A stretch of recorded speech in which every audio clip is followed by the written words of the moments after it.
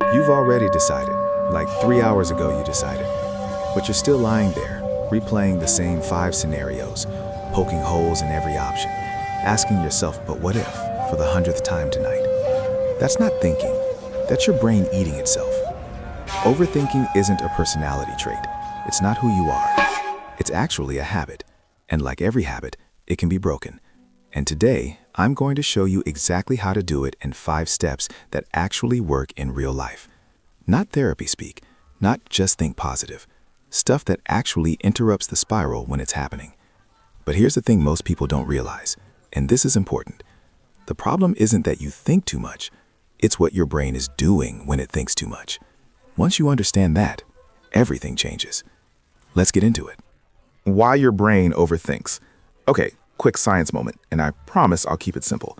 Your brain has one job above everything else: keep you alive. And the way it does that is by spotting danger. Problem is, it can't always tell the difference between a lion chasing you and an email you haven't replied to yet. Both feel like emergencies. Both get the same stress response. So your brain starts running through every possible bad outcome, not to torture you, but because it thinks it's protecting you. It's trying to solve a problem that doesn't need solving right now. And the more you try to stop thinking, the worse it gets. That's why telling someone just don't overthink it is basically useless advice. Here's what you need instead: 5 actual steps that work with your brain, not against it. And step 1, it's going to feel a little weird, but stay with me. The 5 steps.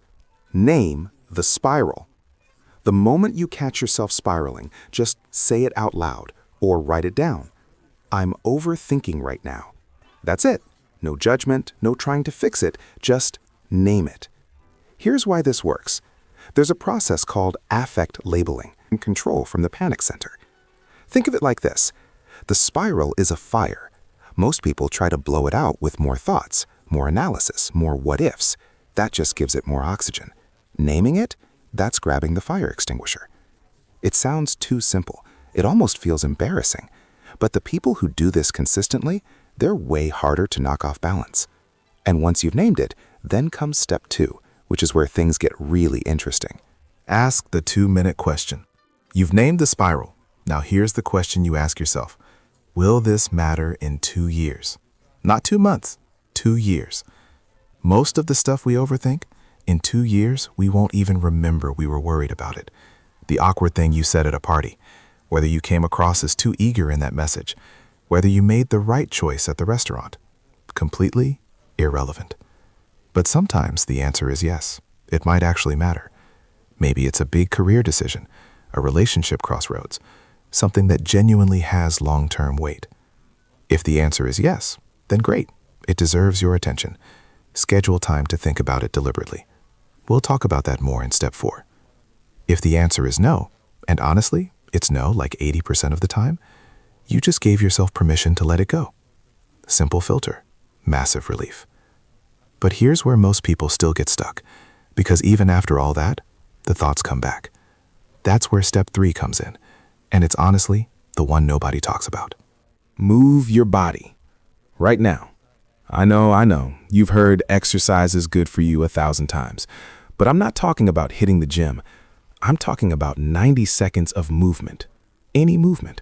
Walk to the kitchen. Do 10 jumping jacks. Shake your arms out like you're trying to fling water off them. Looks ridiculous. Works perfectly. Here's what's happening.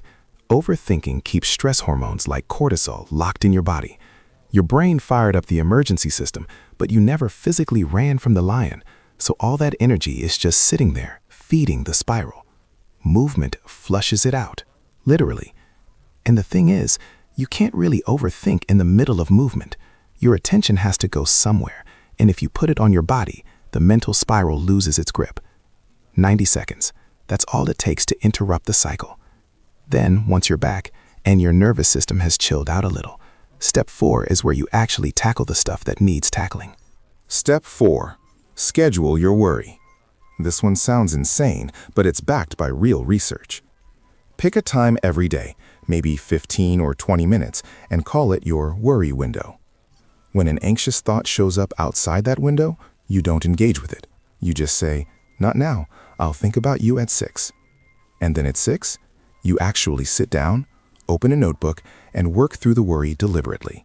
Write out what you're scared of. Write out what you can actually control. Write out one small action you can take. This does two things. It trains your brain that there is a time for problem solving, so it doesn't have to scream at you all day.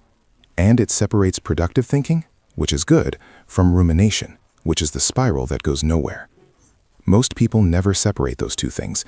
They treat all their worrying as useful, when really, a lot of it is just mental static.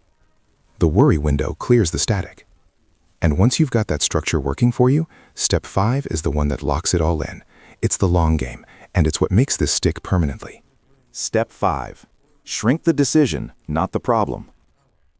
Overthinking usually isn't about the present moment. It's about the future, all the possible ways things could go wrong. And the reason your brain does that? It hates uncertainty. Uncertainty feels like danger. So the fix isn't to solve the whole problem. The fix is to make one tiny decision that gives you a sense of control right now. Let's say you're overthinking whether to change careers. That's a massive, complex, multi-year question. You can't solve it tonight. But you can decide to spend 20 minutes researching one job listing, or email one person in that field, or just write down what you actually want your life to feel like.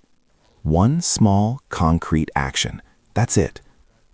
Because here's what happens when you take any action, even a tiny one. Your brain gets a hit of dopamine. It feels like progress. And when the brain feels progress, it stops sounding the alarm. The spiral feeds on paralysis. Motion, any motion, starves it. So stop trying to figure out the whole answer tonight. Just ask, what's one thing I can do in the next 5 minutes? Then do that thing. 5 minutes, one action. Repeat. The payoff and wrap up. So let's bring it all together, because these 5 steps actually build on each other. Step 1. Name the spiral. Don't fight it. Label it. Step 2. Run it through the 2-year filter. Does it actually matter? Step 3. Move your body and break the chemical loop. Step 4. Schedule your worry so it stops hijacking your whole day. Step 5. Make one small decision and get out of paralysis. These aren't magic. They won't make you a person who never overthinks again, because honestly, some overthinking is just your brain doing its job. But they will make you someone who knows how to interrupt the spiral before it ruins your night, your week, your relationships, your confidence. And that's the difference between someone who's controlled by their thoughts and someone who's actually living, making decisions, taking action, building a life they actually chose. You've spent enough time inside your head. It's time to get back to your life. If any part of this video hit close to home, if you've ever laid awake at 3 a.m. running the same loop, drop a comment below. Tell me what you overthink the most. I read every single one. And if you want more videos like this about how to actually rewire your brain and build a calmer, more intentional life, hit subscribe. We drop new stuff every week, and trust me, you won't want to miss what's coming next. Take care of yourself. I'll see you in the next one.